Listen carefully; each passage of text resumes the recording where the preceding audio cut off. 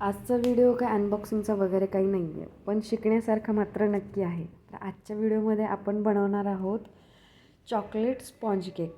त्यासाठी इथे आपण काय ओव्हन नाही आहे माझ्याकडे आहे, पण मी ओव्हन असंच काही फ्रिक्वेंटली यूज करत नाही म्हणून मी त्याला असं टाकून दिलं आहे सज्जावरती. तर आपण कुकरमध्ये बनवणार आहोत.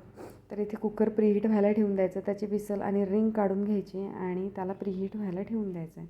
तोपर्यंत साईड बाय साईड आपण ज्या टीनमध्ये केक बेक करणार आहोत त्याला ऑइल लावून, पीठ लावून किंवा मैदा लावून त्याला ग्रीस करून घ्यायचं आहे. इथे मी 125 ग्राम ही चॉकलेट प्रीमिक्स घेतलं आहे. त्यात थोडं थोडं करून पाणी घालायचं आहे. पाणी जास्त गरम, कोमट किंवा थंड नसावं. नॉर्मल वॉटर घेऊन थोडं थोडं थोडं करून असं पाणी टाकायचं. एकदम पाणी टाकायचं नाही आहे.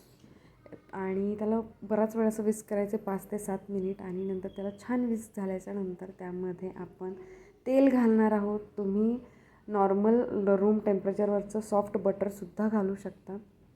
अशी कन्सिस्टन्सी होईपर्यंत छान असं त्याला बीट करून घ्यायचं आहे आणि सगळं नंतर हे मिक्सचर आपल्याला केक टीनमध्ये पोर करायचं आहे, ओतून घ्यायचं आहे आणि नंतर ह्याला टॅप टॅप टॅप करून म्हणजे एअर बबल जे असतील ते निघून जातील आणि आपण प्रीहीट केलेल्या कुकरमध्ये त्याला 30 ते 35 मिनिट बेक व्हायला ठेवून द्यायचं आहे मंद आचेवरती. 30 ते 35 मिनटामध्ये डेफिनेटली केक हा बेक होतो. तरी 35 मिनटानंतर आपण चेक करू. माझा केक इथे बेक झाला आहे, परफेक्टली बेक झाला आहे. तुम्हाला जर व्हिडिओ आवडला असेल तर प्लीज चॅनल लाईक, शेअर आणि सबस्क्राईब करा. Bye bye.